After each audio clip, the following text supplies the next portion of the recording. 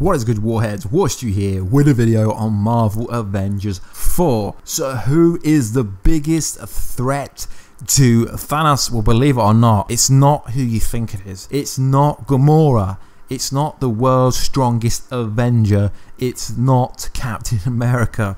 It's not even Thor. It's not even Captain Marvel. Although she is the strongest Avenger, according to the Russo brothers. Let's get into this video. If you're new around here, make sure to subscribe. So how do you solve the problem? Like, how do you stop someone that was literally invincible during Infinity War? Although they nearly took the Infinity Gauntlet off Thanos on Titan, but because Star-Lord got a bit salty, they didn't. How do you beat someone who just snapped half of the universe out of existence, including Nick Fury, Maria Hall, and God knows how, but like all these other people? You bring new characters in like Captain Marvel, because obviously she can help. Now we know Avengers 4 is going to travel across different realms, different realities, use the quantum realm. We found out that at the end of Ant-Man and the Wasp, that we can travel through different times in space, I guess, through the time vortex, hence why we see like scenes from the New York scene where it looks like they could be readdressing it.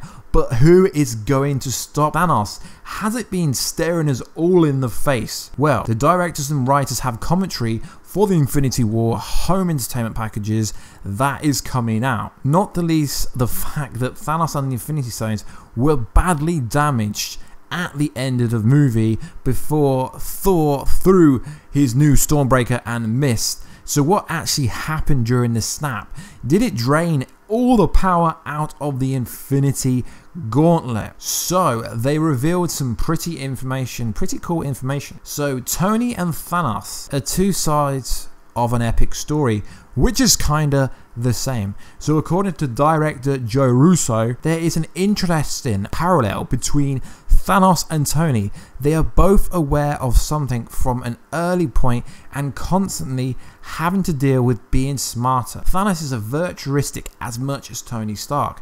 Co-writer Christopher spelled out Tony's centric importance even more clearly. So Christopher added this: Thanos is aware of Stark from the original Battle of New York as the person who undid the plan. It's interesting because as Thanos moves forward from this moment, once he disposes of his armor, he almost becomes a holy warrior where he doesn't spend a lot of his energy intentionally trying to murder people unless they are in some way a threat to his agenda. Almost no one ends up being a threat to the agenda except for Tony, who I think he feels has a sort of exponential connection to Thanos. Tony is the threat, and this adds more significance to Doctor Strange's determination to save his life at any cost. Strange hands over the Time Stone to Tony because he's seen the future.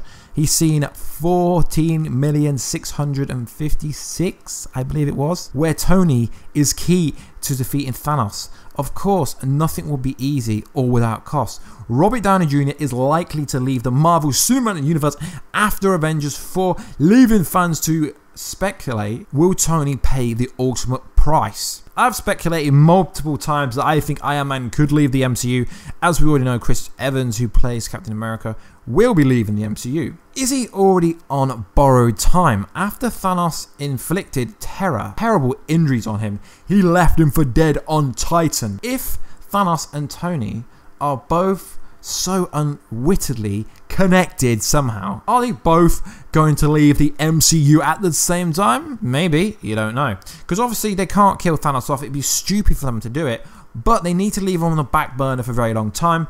So why not drop him on a random dimension or parallel universe where he can't get out of it? Will Tony Stark die? Hopefully not.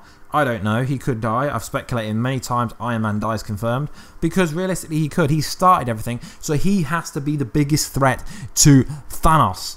Yes, I know you could say Thor and Captain Marvel when she comes are the most powerful, but realistically, intelligence-wise, it's always been about Tony. The whole Marvel Cinematic Universe has been about Tony Stark. Although I said in a video the other day that Gamora is key, she is key, and in the comics, in Infinity War Prime, she recently just killed the Mad Titan himself. But the comics doesn't always have overlay. When asked the question of how do they stay true to the comic book story arc, they had an interesting comeback. We stay true.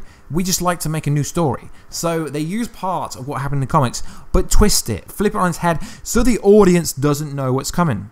I, for one, am very excited to find out how, if, and when they will defeat Thanos.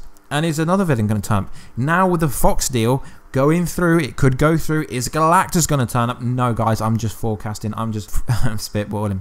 It would be cool to see Thanos see the Mad Titan, the Cosmic Titan, sorry, Galactus, the World Eater, That would be so cool, seeing Thanos go up and Galactus. Isn't going to happen, guys. But like I said, guys, I think Tony Stark is key to defeating Thanos. Will he play the ultimate sacrifice with his life? Well, guys, if you like content like this, I've been Warstu. You've been my warheads, which is what I call the people that watch me. I guess you say supporters. So guys, let me know in the comment box down below, what other content do you want? I know I've done a lot of Avengers 4 recently. That's just because there's been so much news coming out. I have got Venom, like a Venom video planned, some DC stuff planned, lots of other Marvel stuff, Daredevil stuff sometime this week. So guys, just stick around and I will catch you in another video very soon, guys. Catch ya later.